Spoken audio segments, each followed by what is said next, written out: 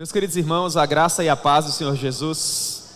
Bom dia a todos, parabéns aos pais pelo dia, que Deus possa abençoá-los cada vez mais, para a glória de Deus. Uma manhã de fato muito especial, que o Senhor nos abençoe e possa falar ao nosso coração, por meio da sua palavra. Meus irmãos, eu gostaria de convidá-los a abrirem suas Bíblias comigo, na epístola que o apóstolo Paulo escreveu aos Efésios, no capítulo 2. Esse será o texto para a nossa breve reflexão de hoje pela manhã. Efésios capítulo 2, a partir do verso 1. Esse, na minha opinião, é o texto fundamental desse documento. O capítulo 2, ele é importante para a nossa compreensão acerca da doutrina da justiça por meio da fé, visto que ele nos explica como o Senhor nos encontra em um estado de total depravação e como por meio da sua graça e da redenção que nos foi propiciada através do sacrifício vicário do Senhor Jesus, nós encontramos vida e vida em abundância. Portanto, se nós conseguirmos compreender esses 10 versos de Efésios capítulo 2, seguramente nós teremos ferramentas adequadas para nos relacionarmos com Deus com base nessas doutrinas. Você vai compreender o que significa o estado de total depravação, como nós fomos resgatados desse estado por meio do sacrifício do Senhor Jesus, e de que maneira, na qualidade de novas criaturas, agora nós podemos nos relacionar com o Senhor. O que significa ser filho de Deus e naturalmente herdeiro, porque é verdade dizer que nós temos uma eternidade que nos aguarda no porvir. Tudo isso está contido nesse texto, que na minha maneira de ver é uma espécie de resumo dos 8 capítulos iniciais de Romanos.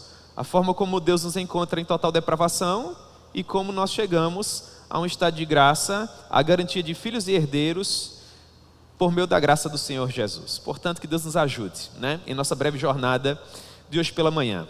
Vamos iniciar com a palavra de oração. Amém? Senhor, nós te amamos com toda a força do nosso coração. Nessa manhã tão agradável em que nós fazemos menção aos nossos pais, nós agradecemos em primeiro lugar ao nosso verdadeiro Pai, o Senhor. Hoje, ó Deus, nós nos congratulamos e nos alegramos em Ti, compartilhando presentes e fazendo menções honrosas àqueles, ó Deus, que representam essa figura paterna em nossa vida. Mas hoje, por sinal, aquele que é o Pai por excelência, ao invés de ser presenteado, nos presenteou com o Seu Filho, quando o enviou para sangrar por nós na cruz do Calvário. Isso sim é amor, Senhor. E nós te amamos com toda a força do nosso coração por causa disso. Porque nós apenas reunimos condições de sermos pais, porque o Senhor é o nosso Pai. E nós louvamos o Teu nome por meio dessa benesse, que é riquíssima. Muito obrigado por tudo isso, em nome de Jesus. Amém. Pois bem, meus irmãos, no verso 1 do capítulo 2, o apóstolo Paulo nos diz assim: Ele vos deu vida. É interessante notar que o apóstolo Paulo faz essa afirmação e ele não a desenvolve. Ele diz, Ele vos deu vida, e depois ele entra e começa a nos explicar acerca da nossa depravação. De modo que nós percebemos que Paulo prefere a princípio nos falar a respeito do nosso pecado. Ele prefere a princípio denunciar a vileza e a maldade do nosso coração, para só então nos apresentar o antídoto. Paulo poderia ter dito que Ele nos deu vida e ele poderia de pronto nos explicar como é que nós conseguimos essa vida. Mas ele prefere abrir um lapso dentro do seu argumento. Ele fala a respeito dessa vida, mas ao invés de continuar nessa linha de raciocínio, ele primeiro nos apresenta o pecado e depois, naturalmente, ele nos apresenta o antídoto para o pecado. O nosso primeiro objetivo, quando nós olhamos para Efésios capítulo 2, é procurar compreender quem é o sujeito dessa afirmação. Paulo simplesmente diz, Ele vos deu vida. Quem nos deu vida? Para nós compreendermos quem nos deu vida, nós precisamos voltar ao capítulo 1, ao versículo 3. No capítulo 1, versículo 3, Paulo inicia o seu argumento. Ele nos propõe o sujeito da oração. Ele diz assim: Bendito Deus e Pai de nosso Senhor Jesus Cristo. Então Paulo usa a palavra eulogia, ele diz que Deus é bendito, ele diz que Deus é digno de culto, ele diz que Deus é digno de louvor. E do versículo 3, a parte final, até o versículo 14, Paulo nos explica por que é que Deus é digno de louvor. Deus é digno de louvor porque Ele nos deu o seu Filho, e em Cristo nós temos acesso a tudo e a todas as coisas. Esse é o argumento do capítulo 1. Depois, do verso 15 ao verso 23, Paulo faz uma oração para que nós possamos ter os nossos olhos iluminados a ponto de conseguirmos compreender a suprema grandeza desse poder de Deus que foi exercido em Cristo Jesus no momento em que Ele ressuscitou dos mortos, de modo que por meio da graça de Deus nós possamos ter ideia de tudo aquilo que Cristo conquistou por nós na cruz do Calvário. Esse é o grande edifício que Paulo constrói por meio da inspiração do Espírito Santo no capítulo 1 de Efésios. Quando ele conclui esse argumento, ele retoma do ponto onde ele iniciou no capítulo 1. Então, um exercício analítico para nós compreendermos o capítulo 2 seria unirmos a porção inicial do verso 3 do capítulo 1 com a porção inicial do verso 1 do capítulo 2. Seria assim, eu vou juntar Efésios 1:3 com Efésios 2:1. Bendito Deus e Pai de nosso Senhor Jesus Cristo. Agora olha para o princípio do verso 1 do capítulo 2. Ele vos deu vida. Bendito Deus e Pai de nosso Senhor Jesus Cristo. Ele vos deu vida. Por que se fez necessário que Ele nos desse vida? O que aconteceu conosco? Essa pergunta é fundamental. Você só pode olhar para a cruz ensanguentada de Jesus Cristo e reunir as ferramentas necessárias para compreendê-la em toda a sua beleza, em toda a sua exuberância, se você souber o que aconteceu com você. Qual foi o motivo pelo qual o Pai enviou o Filho para sangrar por nós?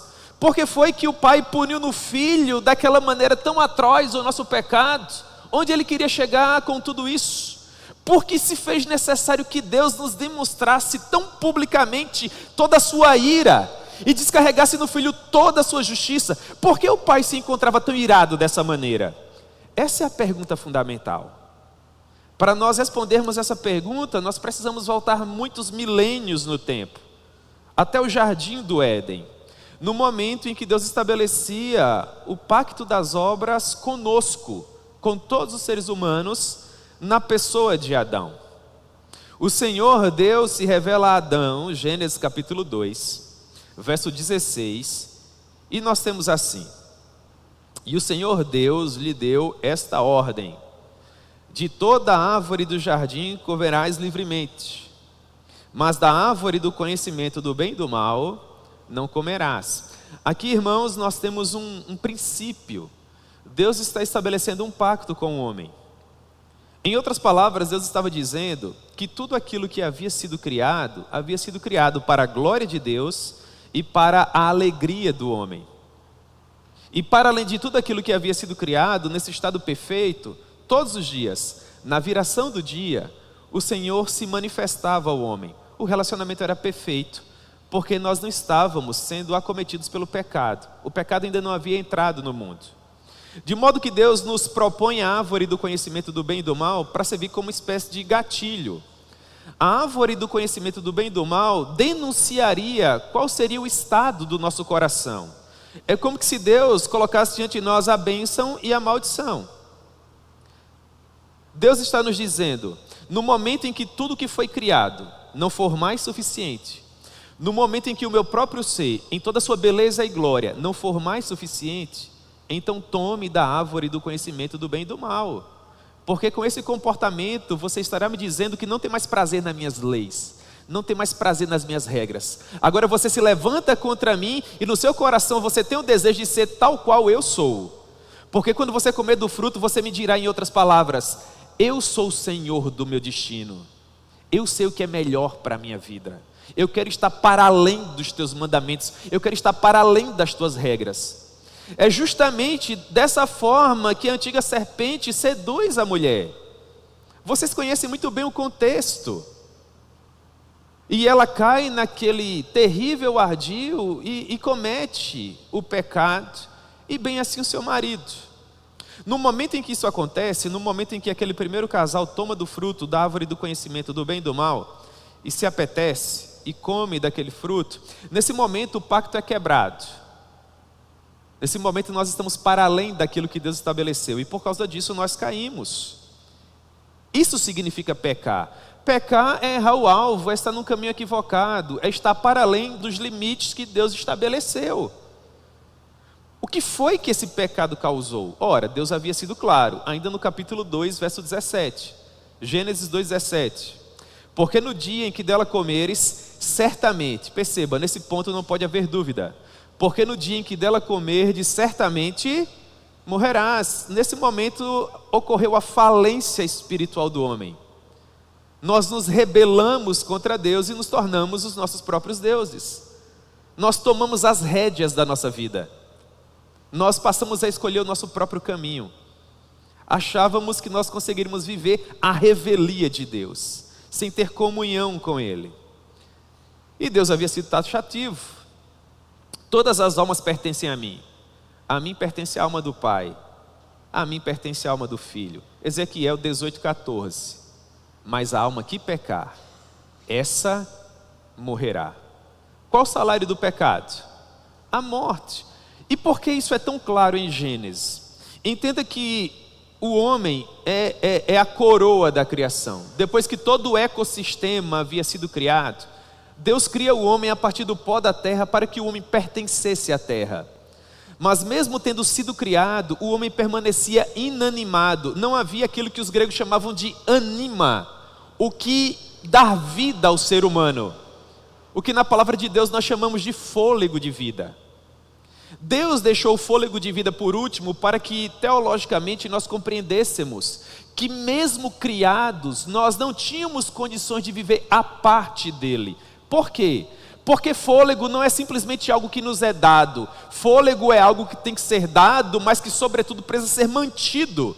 Você não respira uma única vez e oxigena todo o seu corpo para o resto da sua existência. Não, você precisa respirar a todo tempo. Deus não é aquele que simplesmente nos dá vida. Deus é aquele que nos mantém vivos. Quando o relacionamento é rompido, o que acontece com a nossa vida? Ela se perde. Então há uma morte física, os irmãos conseguem ver isso? Mas sobretudo há uma morte terrível, que é a morte espiritual. Qual a extensão desse pecado? Quem foi acometido pela queda do homem? Quem virou alvo da ira de Deus por causa dessa rebelião?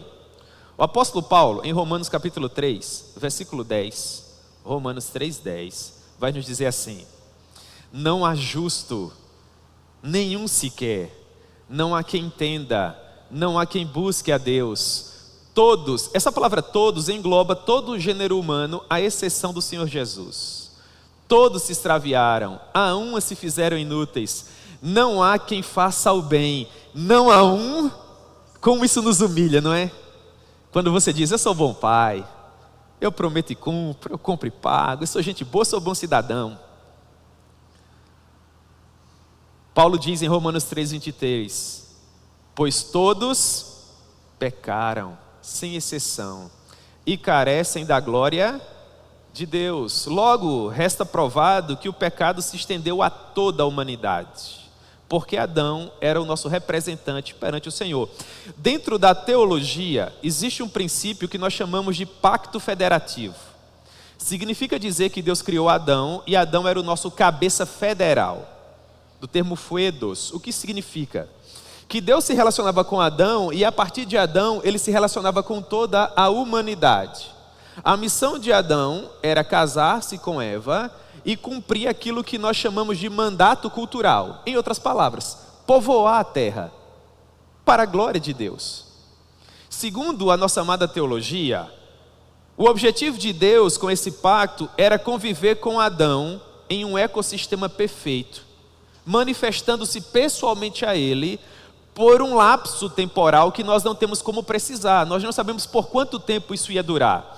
Mas esse relacionamento, o homem-Deus, em um ecossistema perfeito, no Jardim do Éden, se tornaria algo tão puro e tão sublime que em determinado momento o homem receberia a benesse de ter acesso à árvore da vida.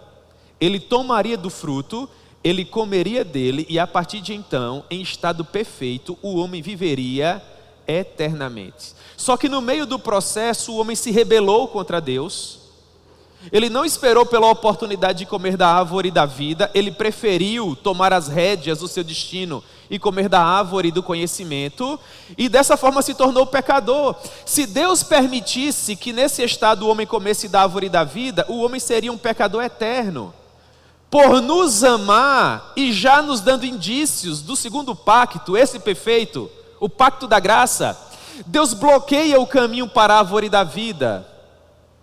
Ele o bloqueia através de uma espada flamejante, coloca querubins no jardim, de modo que nós perdemos completamente o nosso relacionamento e expectativa de vida eterna com o nosso Deus. Esse é o nosso estado de corrupção. E por que isso nos acomete? Porque em Adão todos nós estávamos representados. Se Adão tivesse prevalecido no que diz respeito à sua parte dentro do contrato das obras, nós seríamos eternos com ele. Como Adão falhou e pecou, por conta do fato dele nos representar, nós somos pecadores com ele. Dessa maneira, isso significa o pacto das obras, é por conta disso que Adão é o nosso cabeça federal. Paulo reúne esse argumento em Romanos capítulo 3, versículo 9, quando ele diz assim, Romanos 3,9 é a união do capítulo 1 com o capítulo 2 de Romanos. No capítulo 1, Paulo prova que os gentios estão em condenação. No capítulo 2, ele prova que os judeus estão em condenação.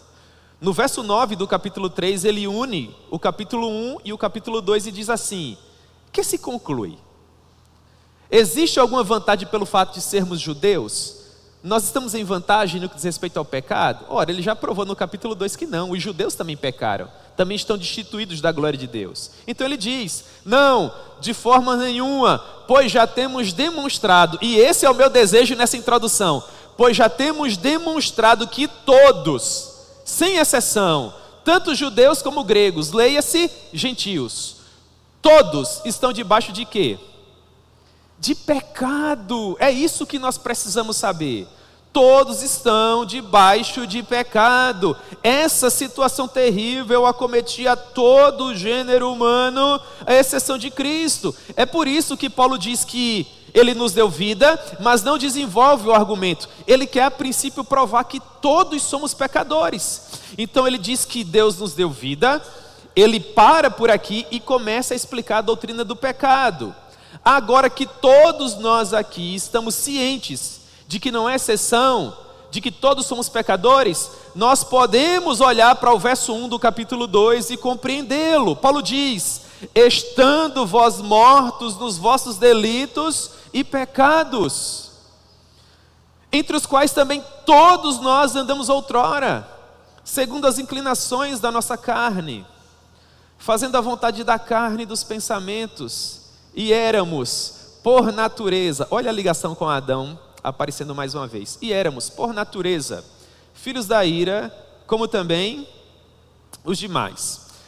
Nós vamos dividir, irmãos, a afirmação do verso 3 em 2 pontos. Paulo diz, nos quais andastes outrora, de que maneira? Segundo o curso deste mundo. O pecado nos alienou ao ponto de nos afastar completamente da presença de Deus, de modo que todo o desejo do nosso coração deixou de ser agradar ao nosso Senhor e passou a ser a agradar a nós mesmos. Vocês lembram? O pecado nos torna senhores do nosso próprio destino, e é interessante que ele só nos leva à ruína. Nós somos excelentes capitães, não é? Claro que não.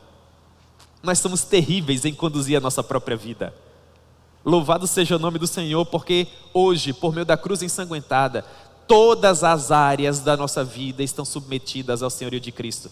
Se pelo menos uma área das nossas vidas estiver sob a nossa responsabilidade, nesse momento, essa área específica ruiria.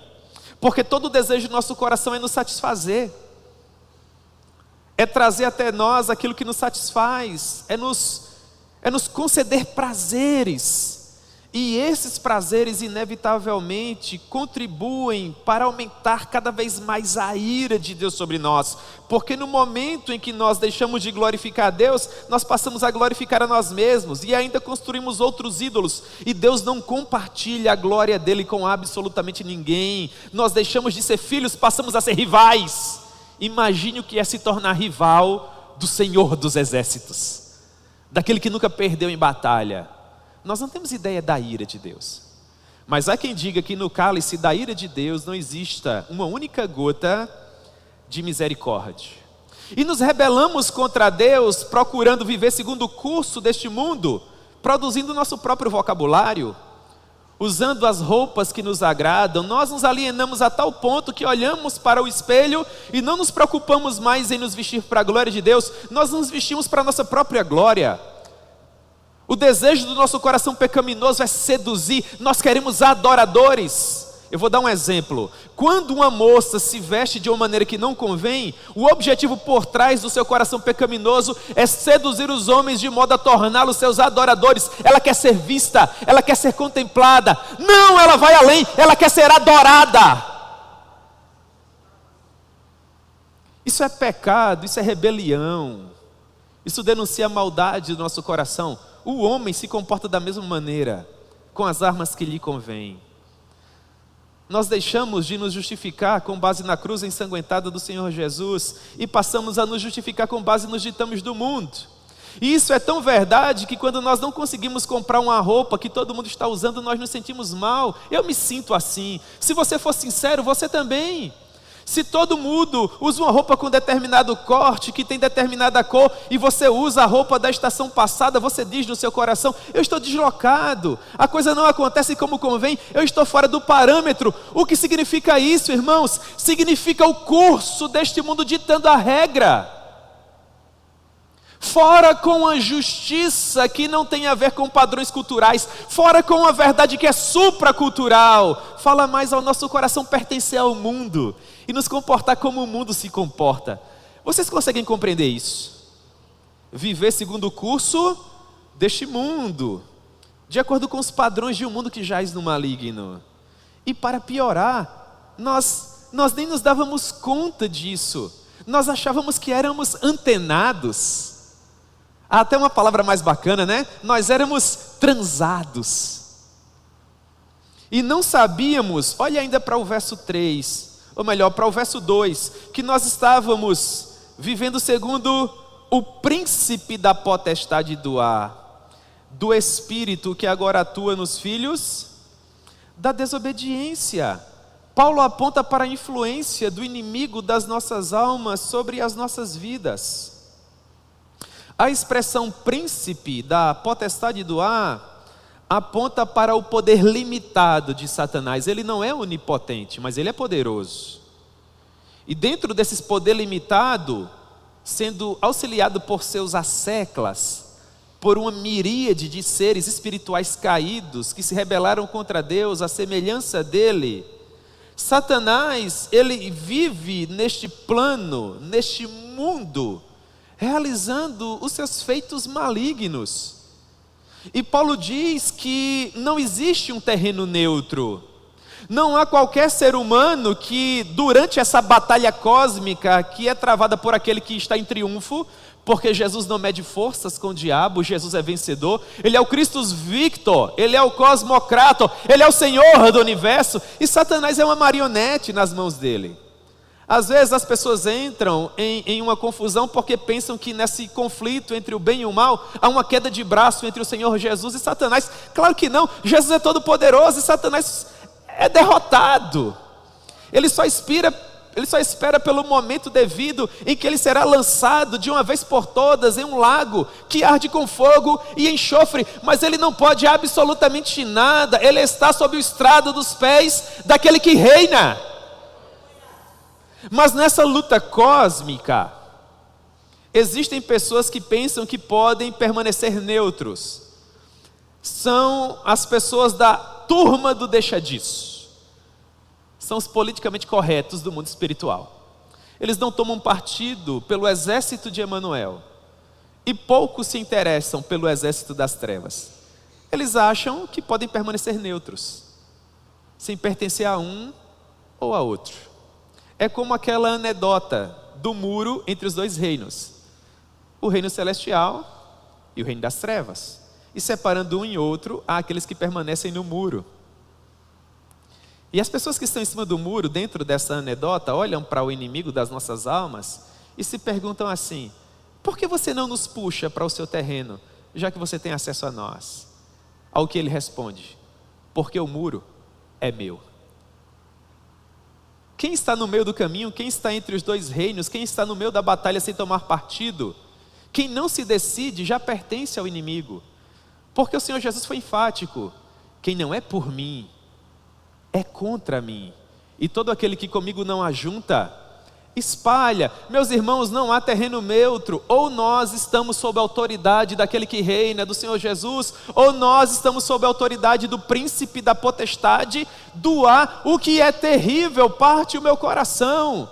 Meus irmãos, não tenham dúvidas. Tem por o segundo, eu não tenho nenhum prazer em dizer que aqueles que não compreenderam a mensagem da cruz estão sob a autoridade de um mundo que jaz no maligno. Isso é terrível. Isso é de partir o nosso coração.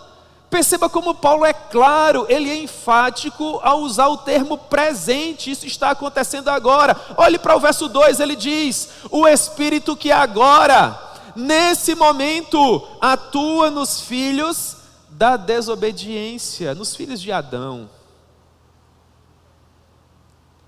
Todos nós estávamos sob a influência deste mundo caído. E por causa disso nós éramos inimigos de Cristo. Não o que Paulo diz no verso 3, perceba: entre os quais todos nós andávamos outrora. E qual era o nosso comportamento? Paulo vai elaborar no verso 3, ele vai dizer: nós vivíamos segundo as inclinações da nossa carne, fazendo a vontade da carne e dos pensamentos. E por causa disso nós éramos, por natureza, filhos da ira, como todos os demais. Este é o exemplo que personifica a nossa morte em relação a Deus, a nossa rebeldia, a nossa alienação. Atente para as palavras do apóstolo Paulo, ele diz: entre os quais também todos nós andamos outrora. Lembre, não é exceção, todos pecaram e destituídos estão da glória de Deus. A pergunta que nós precisamos nos fazer, se formos honestos com as nossas almas eternas, é a seguinte: como nós andávamos? Como era o nosso comportamento? Será que Deus realmente tinha motivos para se encontrar irado contra nós? Então nós vamos atacando ponto a ponto desse verso 3. E eu vou unir esse verso 3 de Efésios capítulo 2 com Romanos capítulo 8 versículo 5. Aquele texto clássico do pendor da nossa carne, da inclinação da nossa carne. Então Paulo diz assim: nós andávamos segundo as inclinações da nossa carne. O que isso significa? Em Romanos capítulo 8 versículo 5, Romanos 8, 5, está escrito assim, porção inicial: porque os que se inclinam para a carne cogitam das coisas da carne. O que significa esse verbo cogitar? Quando Paulo diz que aqueles que se inclinam para a carne cogitam das coisas da carne, ele não quer dizer que essas pessoas pensam ocasionalmente naquilo que é carnal, naquilo que é mundano, naquilo que é caído. Não, pelo contrário, elas não conseguem pensar em outra coisa. Elas só se inclinam para as questões da carne. Como eu posso sentir mais prazer? Qual será a próxima festa? Sob quem eu posso me locupletar? Como eu posso me dar melhor sob um terceiro? É dessa maneira. As coisas terrenas são as que mais lhe agradam, são as que dão maior satisfação. Portanto, elas buscam esses prazeres terrenos com toda a força do coração. E o John Bunyan chama isso de mundaneidade. São os aspectos de uma vida sem Deus, daquela pessoa que não consegue se inclinar para as questões do Espírito, porque ela não possui o Espírito de Deus. Quando nós nos inclinamos e cogitamos apenas as questões relacionadas aos nossos próprios prazeres, nós provamos com o nosso estilo de vida que nós não estamos seguros em Cristo. Pelo contrário, nós ainda estamos sob uma terrível condenação, conforme demonstra o nosso testemunho, conforme demonstram os nossos frutos. Em Romanos capítulo 8, versículo 6, Paulo vai dizer: porque o pendor da carne dá para a morte. Perceba, se você unir o verso 5 com o verso 6, ficará assim: porque os que se inclinam para a carne cogitam das coisas da carne, e as questões relacionadas à carne nos levam à morte. Todo desejo de quem se inclina para as coisas da carne só leva à condenação. E quando você para e pensa em como era a sua vida antes de compreender a mensagem da cruz, seguramente você vai concordar com o argumento do apóstolo Paulo. Afinal de contas, convenhamos, onde você procurava felicidade? Quais eram os seus parâmetros? Com quais pessoas você caminhava? Quais locais você frequentava? Quando alguém que te amava te dava um conselho diverso: cuidado com essas amizades, cuidado com essa festa, tenha cuidado com esses ambientes, o que geralmente você respondia? Eu sei o que eu estou fazendo, eu sei o que é melhor para a minha vida. Você percebe? Você era o seu próprio Deus, você escolhia suas amizades, você escolhia os locais em que você deveria estar, você que escolhia os ambientes aos quais você gostaria de frequentar. Você era o senhor do seu destino, porque você só inclinava para as questões da carne. Em Romanos capítulo 7, versículo 5, Paulo diz assim: quando nós vivíamos dessa maneira, segundo a carne, as paixões pecaminosas postas em realce pela lei operavam em nossos membros.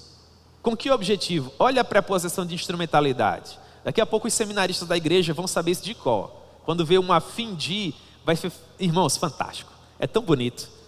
A fim de quê? Qual o objetivo? O que é que as obras da carne produzem? Qual o objetivo do inimigo das nossas almas? Quem está sob a influência do espírito da potestade do ar está produzindo fruto, não tenha dúvida.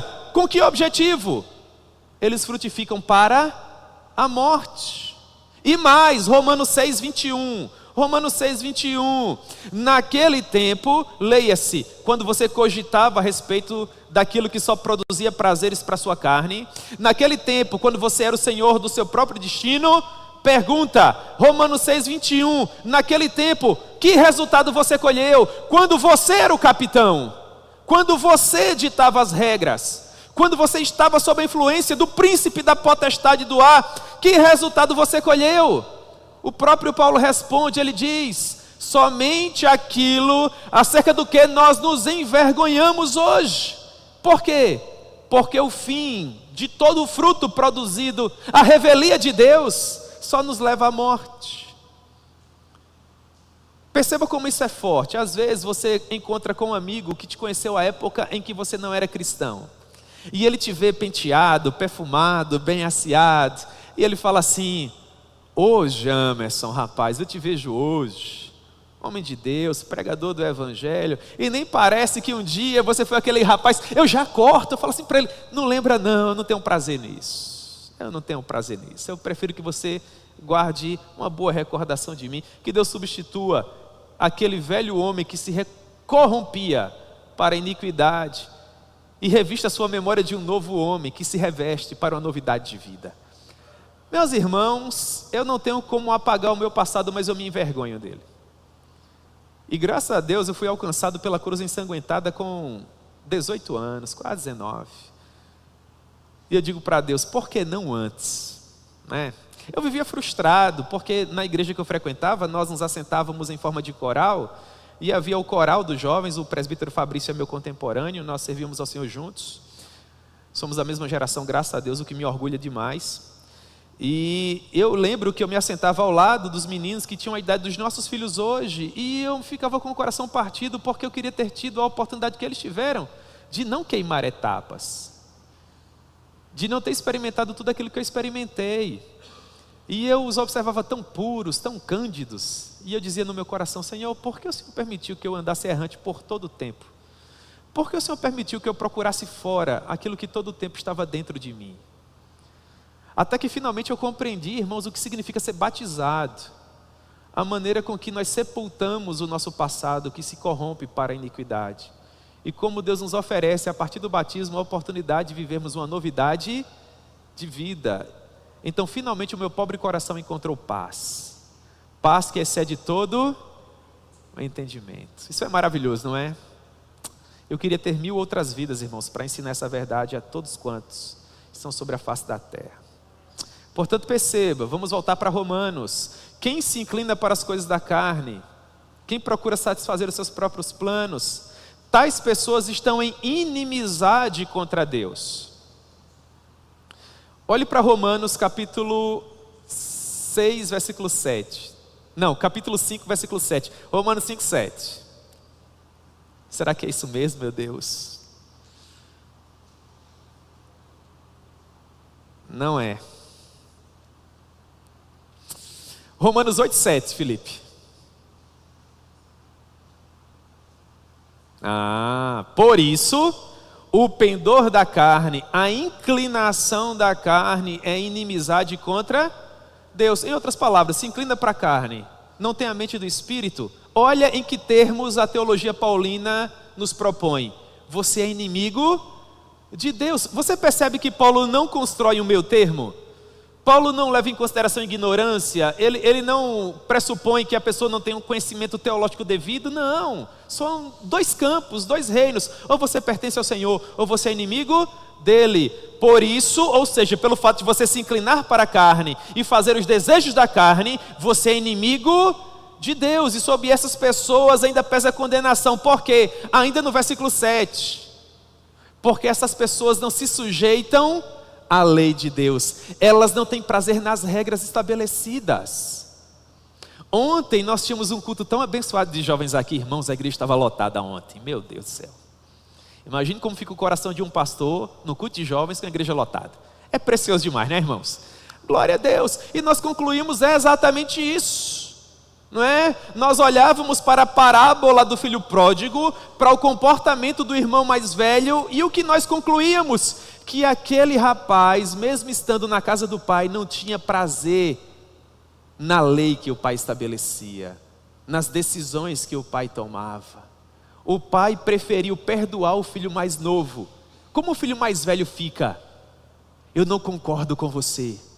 Eu não tenho prazer nas tuas decisões. Eu te sirvo com alegria quando as tuas decisões me satisfazem, quando tu decides de acordo com o meu coração pecaminoso, mas quando você me contraria, quando você exerce o seu direito de ser Deus, nesse momento você me fere e você me ataca, porque eu quero ser semelhante a você. Eu quero subir até o céu, me assentar ao teu lado e ser semelhante a você. Isso é pecado, irmãos.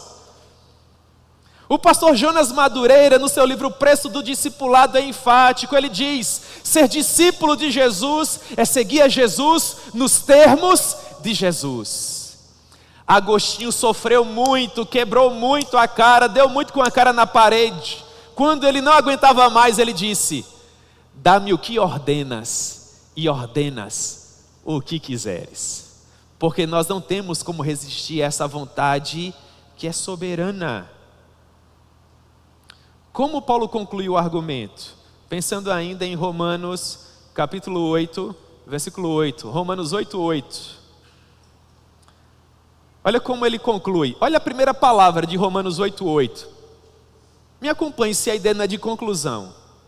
Portanto, para que não reste dúvida, os que estão na carne não podem agradar a Deus. Meus irmãos, então nós compreendemos o que significam as inclinações da carne. Quem se inclina para a carne não pode agradar a Deus. Na verdade, é um inimigo de Deus. Nós nos inclinávamos para a carne. E mais, segundo ponto levantado por Paulo, ele diz: fazendo a vontade da carne. Fazendo a vontade da carne dos pensamentos, não é isso? Ou seja, Paulo avança e ele diz que nós não apenas nos inclinávamos, nós não apenas cogitávamos, nós fazíamos de fato a vontade. E quando você faz a vontade da carne, se torna o seu próprio Deus, quando você se levanta em rebeldia contra o Todo-Poderoso, olha o que acontece. Romanos capítulo 6, versículo 16. Romanos 6, 16.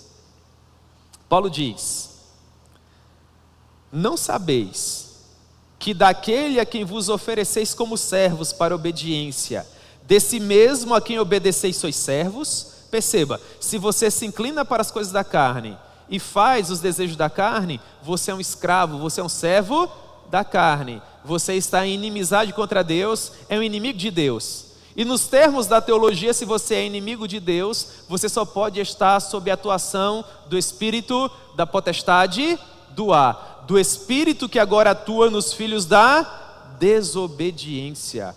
Nós não apenas vivíamos em pecado, aqui nós estamos avançando. Nós éramos escravos do pecado. Você percebe como Paulo vai construindo uma linha de raciocínio? Primeiro ele diz que você se deixou seduzir, enveredou por esse caminho. Você achava que era o Senhor do seu destino. Você estava completamente equivocado. Você não manda na sua vida coisa nenhuma. Você se torna um escravo. Você acha que está no controle, quando na verdade você não está. O que isso provoca? Quando nós, não apenas com a inclinação do nosso coração, mas com o nosso comportamento, no momento em que somos escravos do pecado, nos levantamos publicamente contra Deus. O que é que Ele, como general do exército contrário, deve fazer conosco para permanecer no trono? Para não ser, irmãos, retirado de lá, para que nós possamos nos assentar no lugar dele. O que é que Deus precisa fazer? Paulo diz, final do versículo 3: e éramos, por natureza, filhos da ira, como também os demais. Nós nos tornamos inimigos para que Deus possa prevalecer, porque Deus nunca vai perder o trono dele. Guarde seu coração, meu irmão. Eu digo isso para mim também. Eu nunca vou ter o poder de tomar o trono do meu Deus. Ele nunca vai perder para mim. Ele nunca vai mudar de ideia por minha causa. Ele é Deus. Eu não pauto a agenda dele. Eu não decido absolutamente nada. O relacionamento acontece nesses termos. Ele manda e eu obedeço. É por isso que a cruz nos humilha ao ponto de nos envergonhar. Porque nós que queremos ser os senhores do nosso destino, nós não queremos dobrar a nosso serviço para ninguém. Nós não queremos nos submeter. O desejo do nosso coração é reinar. Mas nós olhamos para a cruz ensanguentada e Deus diz para nós, com toda a força e com toda a exuberância do Evangelho: você só se torna meu filho nesses termos. Você precisa engolir o seu orgulho, renunciar à sua rebeldia, dobrar os seus joelhos e reconhecer o poder da cruz.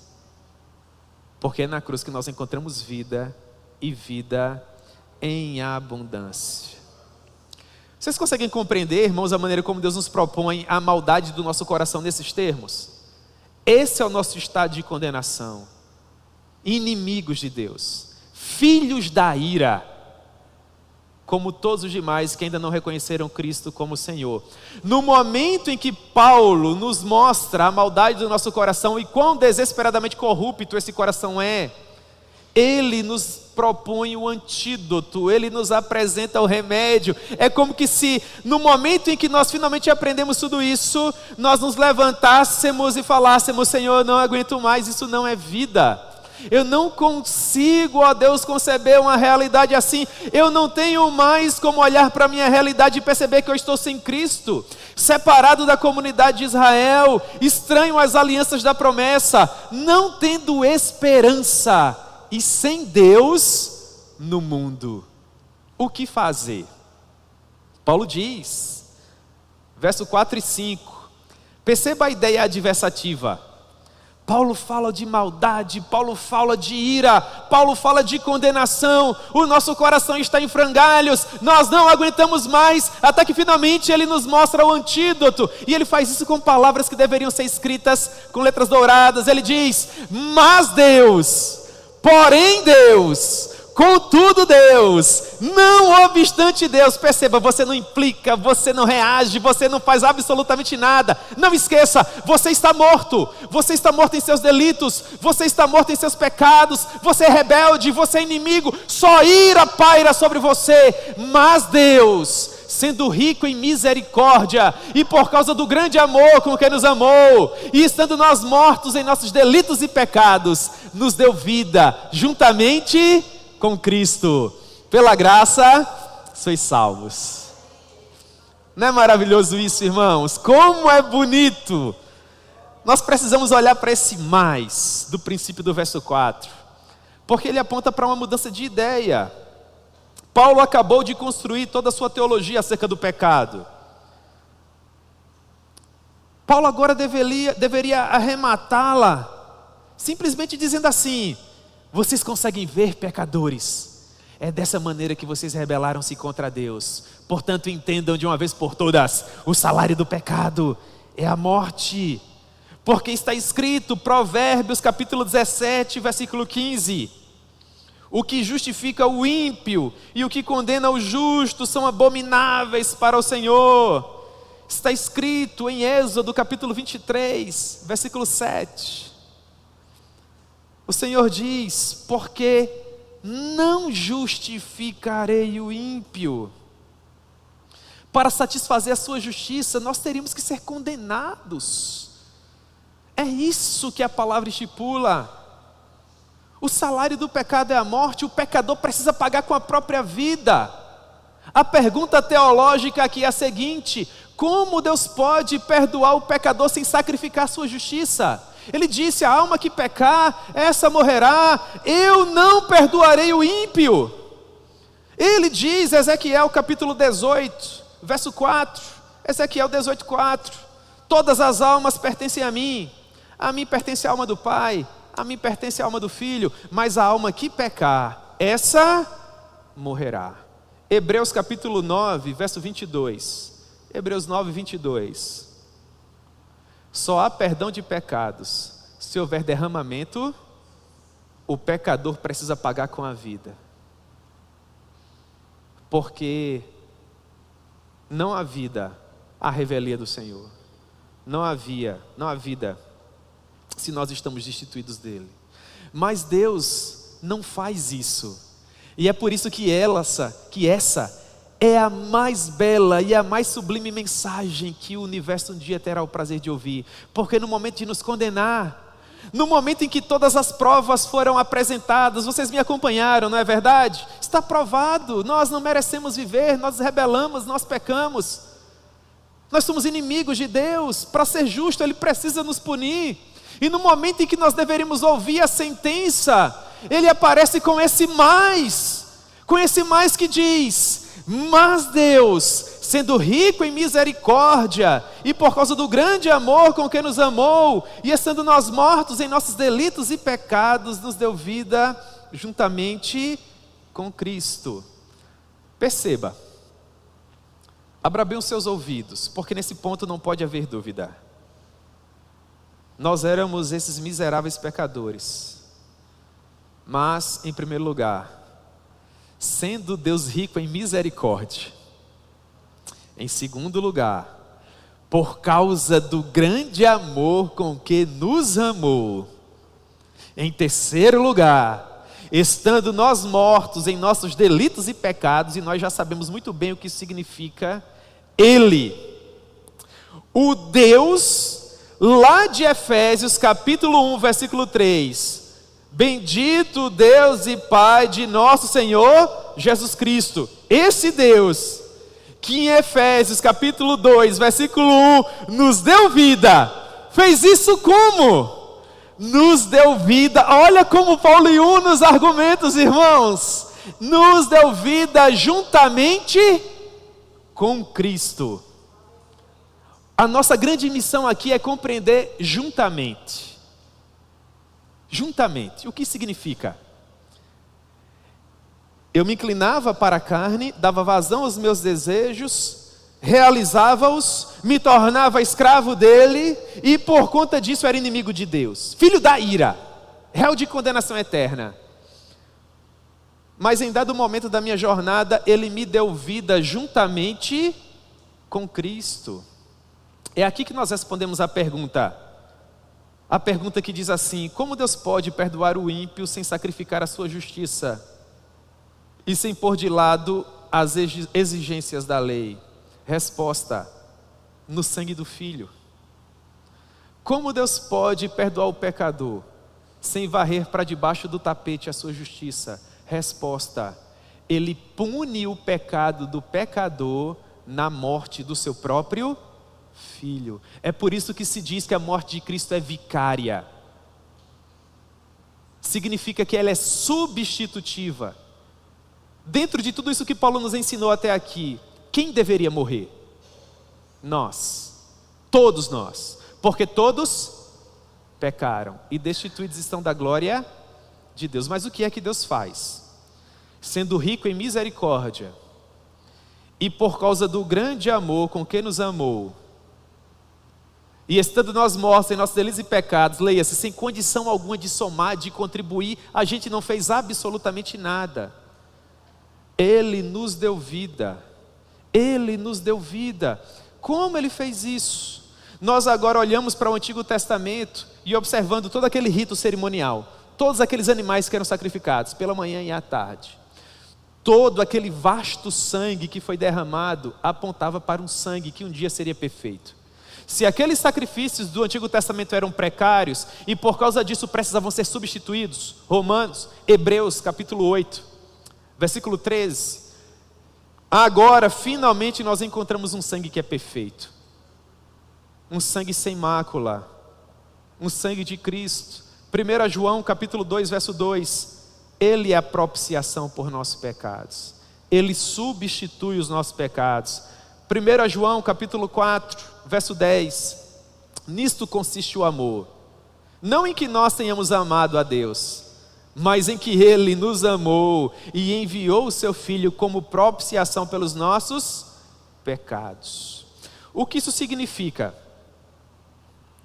Significa que no momento em que Deus nos juntou a Cristo, Ele nos juntou a Cristo na sua morte, Ele nos juntou a Cristo no seu sepultamento, mas Ele também nos juntou a Cristo em sua ressurreição.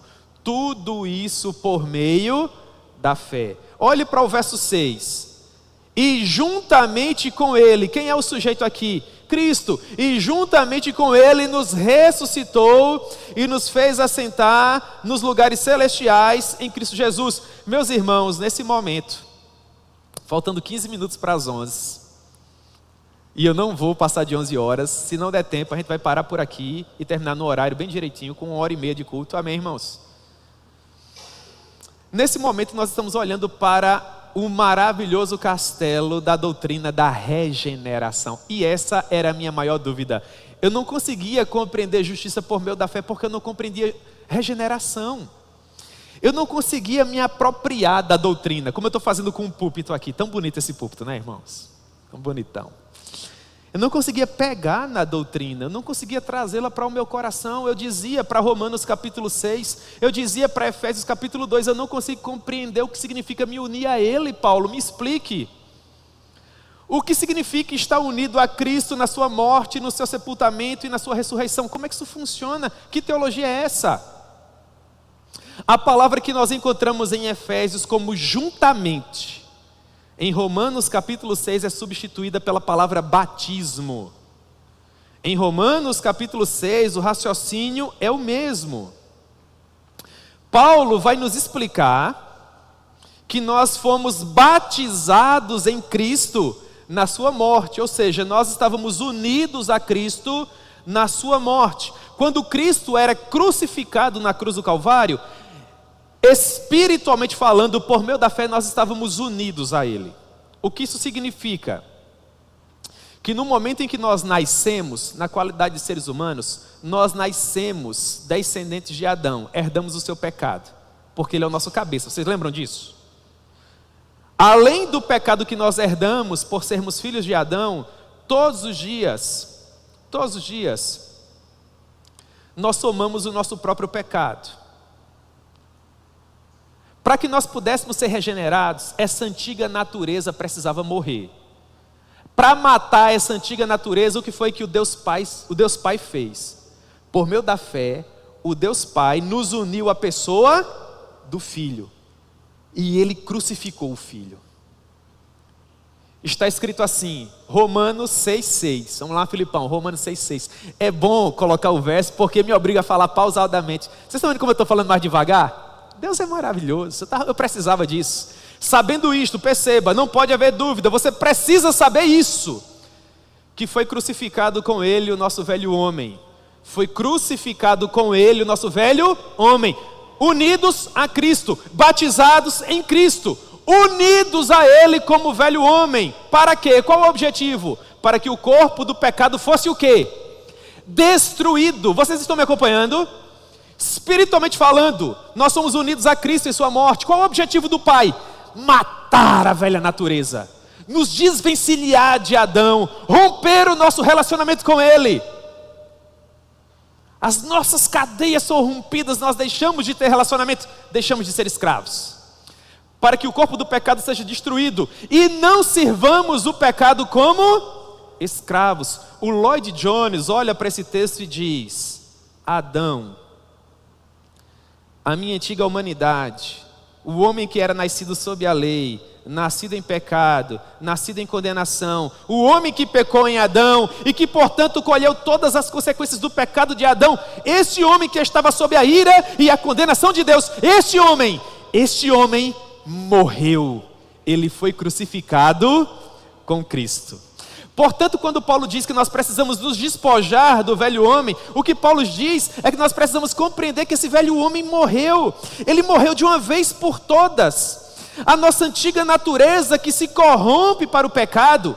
E aqui nesse ponto entra a influência do príncipe da potestade do ar, o espírito que agora atua sobre os filhos da desobediência. No momento em que nós morremos, esse espírito perdeu o poder, porque ele perdeu o objeto. Você consegue perceber isso? Havia um objeto, eu, o escravo. Ele exercia exousia, autoridade sobre mim. Mas eu morri, ele agora vai mandar em quem? Ele não tem mais em quem mandar, porque eu não existo mais para ele. Eu fui retirado da sua esfera de poder, eu fui retirado do seu domínio. Eu morri para ele. Quando alguém quer dizer que um relacionamento acabou, diz assim: eu morri para você. Em outras palavras, ele está dizendo: eu quero viver para outro. Vocês me acompanham, irmãos? Para que não reste dúvidas, Paulo diz assim: nós não apenas morremos, mas nós fomos sepultados com ele. Quando uma pessoa que nós amamos muito parte para o Senhor, quando uma pessoa falece, até o momento em que ela não é sepultada, nós ainda temos algum contato com aquela pessoa, porque de alguma forma nós sentimos que algo daquela pessoa tão amada permanece ali. Isso é muito comum nos velórios. No momento em que essa pessoa tão amada finalmente é sepultada, a sensação que temos no nosso coração é que o relacionamento de fato se rompeu completamente. Aquela pessoa, ela desapareceu para a nossa esfera de relacionamentos. O que Paulo quer dizer com isso? Que tudo aquilo que nós colhíamos em nosso relacionamento com Adão se desfez no momento em que nós morremos e que nós fomos sepultados com Cristo. Mas em Efésios, no capítulo 2, no versículo 5, Paulo diz que assim como nós morremos em Cristo, nós certamente também viveremos com Ele na semelhança da sua ressurreição. Ou melhor, versículo 6, juntamente com Ele nós ressuscitaremos. O que é que Paulo nos explica aqui? Que nós morremos com Cristo e nós sabemos o que significa. E para que não reste nenhuma dúvida, nós fomos sepultados com Ele. Mas no momento em que Cristo ressuscitou, se estávamos unidos a Ele, nós também o quê? Ressuscitamos. E aqui entra toda a beleza do que significa ser regenerado. Por quê? Porque como você nasceu ser humano, você nasceu ligado a Adão, mas você morreu para Adão. Você foi sepultado para ele. E no momento em que Cristo ressuscitou, como ser humano espiritual, você ressuscita com ele. Não com a natureza de Adão, mas agora com a natureza de quem? De Cristo. Então é nesse momento que nós passamos a ser uma nova criatura. E você quer ver como isso fica bonito? Isso fica bonito em Romanos capítulo 7. Romanos capítulo 7, Filipe, só para terminar a ideia de regeneração. Romanos capítulo 7, versículo 1. Paulo vai dizer assim, Romanos 7, 1. Olha só. porventura ignorais, irmãos, pois falo aos que conhecem a lei, e nós conhecemos a lei, foi tudo que eu expliquei aqui, que a lei tem domínio sobre o homem durante toda a sua vida, ou seja, enquanto você estiver vivo, você está ligado a quem? A Adão, e a ideia de casamento, é de aliança.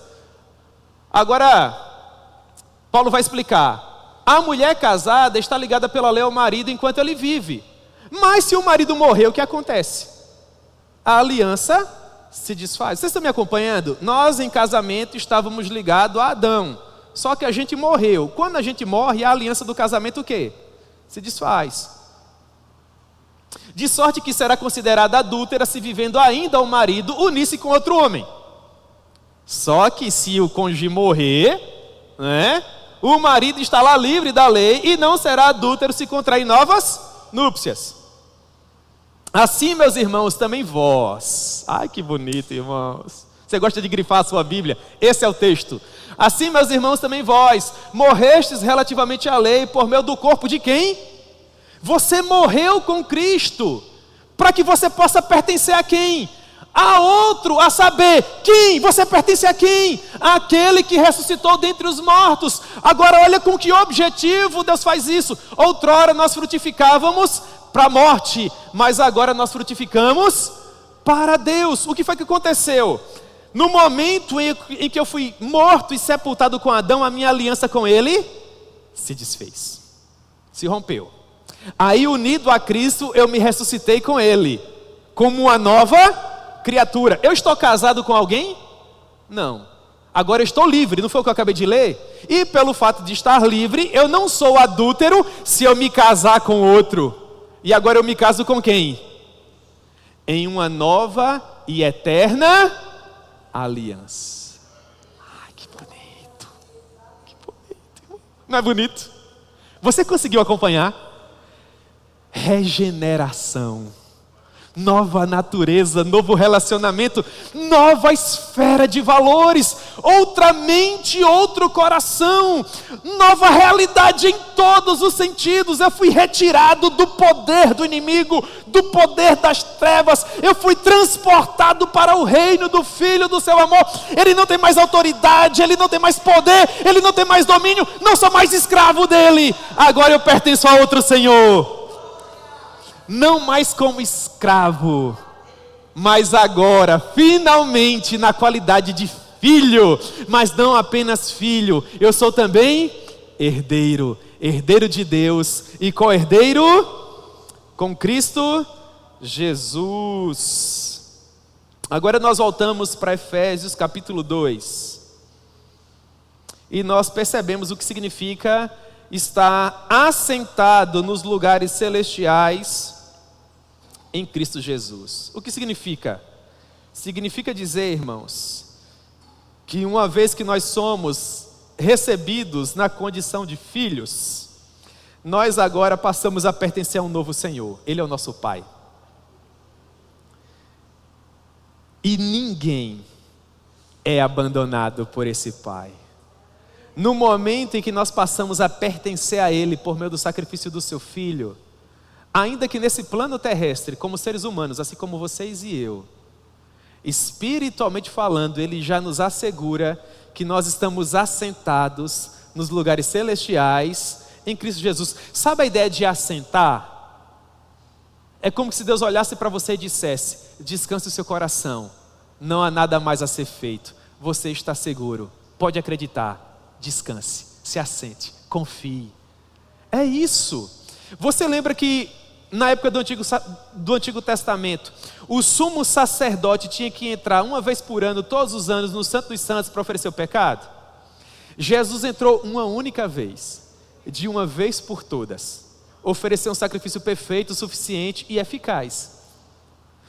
Não havia cadeira no Santo dos Santos, porque ao homem não era devido sentar. A obra do homem não era perfeita, era precária, era um mero paliativo. Mas no momento em que Cristo entrou, uma única vez, e de uma vez por todas, tendo ele oferecido o sacrifício perfeito, assentou-se à destra do Pai Todo-Poderoso. Sabe o que significa se assentar? É como se o Pai estivesse dizendo para o Filho: está consumado, não há mais nada a ser feito, a obra está completa, a sua missão foi cumprida, pode se assentar.